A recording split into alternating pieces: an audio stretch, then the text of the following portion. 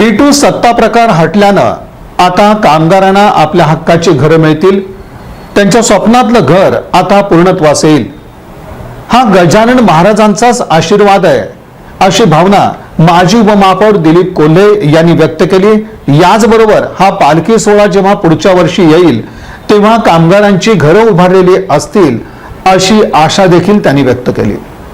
श्री संत गजानन महाराजांच्या पालखी सोहळ्यानं उपलोक मंगल कार्यालय येथील मुक्काम आटोपून सोमवारी देगावच्या दिशेनं प्रस्थान ठेवलं. यावेळी गणगण गणात बोतेच्या अखंड गजरानं संपूर्ण पालखी मार्ग दुमदुमून गेला. ठिकठिकाणी भाविकांनी दर्शनासाठी मोठी गर्दी केली होती. भक्तिमय वातावरणात पालखीचं उत्साहात स्वागत करण्यात आलं. पालखी मार्गावरील रेल्वे भुयारी मार्ग इथं रेल्वे महिला पोलिसांच्या वतीनं विविध रंगी आकर्षक रांगोळ्यांच्या पायघड्या अंथरण्यात आल्या होत्या. त्यामुळे पालखी मार्ग अधिक देखणा आणि भक्तिमय वातावरणानं नटलेला होता. यंदाच्या सोहळ्यात प्रथमच श्री संत गजानन महाराजांची पालखी जुनी विष्णू मिलचाळ परिसरात दाखल झाली. या ऐतिहासिक क्षणाचं स्वागत करण्यासाठी माजी उपमहापौर दिलीप कोल्हे यांच्यासह मोठ्या संख्येनं कामगार आणि परिसरातील नागरिक उपस्थित होते. सोलापुरातील सर्वात मोठी कामगार चाळ म्हणून ओळख असलेल्या विष्णू मिल चाळीत पालखीचं आगमन झाल्यानं रहिवाशांमध्ये विशेष उत्साहाचं वातावरण होतं.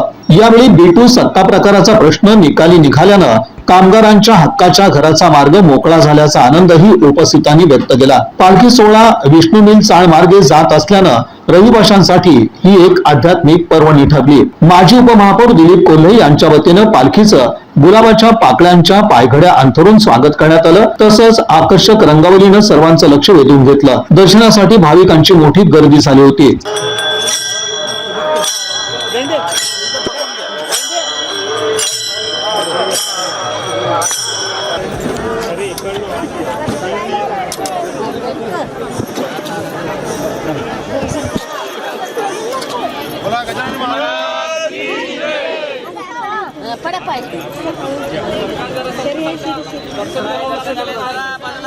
वारकऱ्यांच्या सेवेसाठी दिलीप कोल्हे यांच्या वतीनं चहा, बिस्किट, साबण, तेल, पिण्याच्या पाण्याच्या बाटल्या तसंच चिवड्याचे पाकिट याचं वाटप करण्यात आलं. याशिवाय सोलापूर महानगरपालिकेच्या वतीनं आरोग्य सुविधाही उपलब्ध करून देण्यात आल्या. यावेळी द न्यूज प्लसशी बोलताना माजी उपमहापौर दिलीप कोल्हे म्हणाले की कामगारांच्या B2 सत्ता प्रकाराचा प्रश्न मार्गी लागणं हा श्री संत गजानन महाराजांचाच आशीर्वाद आहे. आता कामगारांच्या हक्काच्या घराचं स्वप्न पूर्ण होणार असून पुढील पालखी सोहळ्यापर्यंत या ठिकाणी कामगारांची घरं उभी राहतील असा विश्वास आहे असं माजी उपमहापौर दिलीप कोल्हे म्हणाले.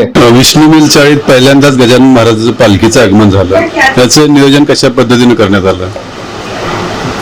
आम्ही 2 दिवसापूर्वी त्या सर्व व्यवस्थापक दिंडीचे प्रमुख त्यांना सांगितले, विनंती केली की आम्ही गेल्या 18 वर्षापासून कामगारांच्या मोफत घराचा मंजुरीचा प्रस्ताव दाखल झाला आणि विधानसभेमध्ये माननीय पालकमंत्री गोरे साहेब, त्यानंतर आमचे आमदार सन्माननीय देवेंद्र कोटे साहेब यांनी ही बाब त्यांच्या कानावर घालून विधानसभेमध्ये हा प्रस्ताव आणला आणि तो प्रस्ताव एकमताने झाला.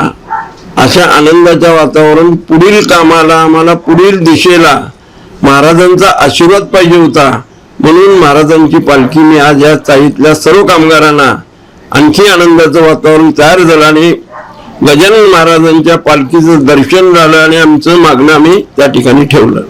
नियोजन आपण कशा पद्धतीने केलं होतं? नियोजन आम्ही प्रत्येकाला साबण, तेलाची बाटली, पाण्याच्या बाटल्या, त्यानंतर आमच्या हेमंत चौधरीनं भडंग या ठिकाणी 1000 लोकांना दिला.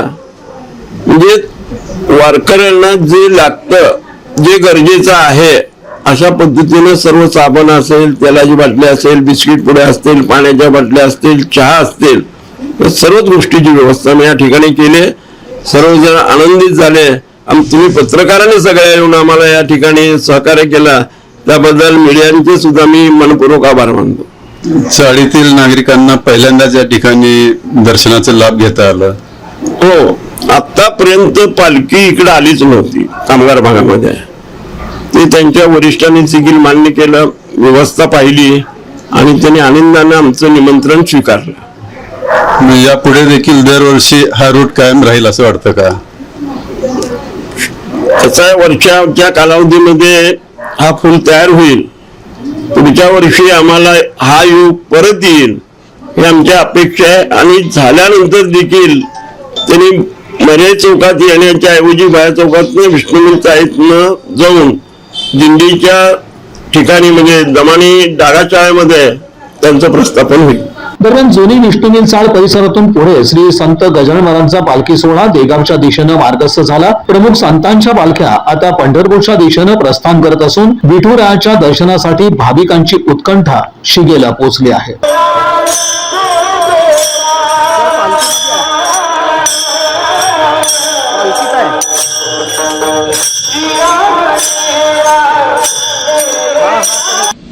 या बातमीपत्राचे प्रमुख प्रायोजक प्लॅटिनम मॉल इंद्रधनु सोलापूर.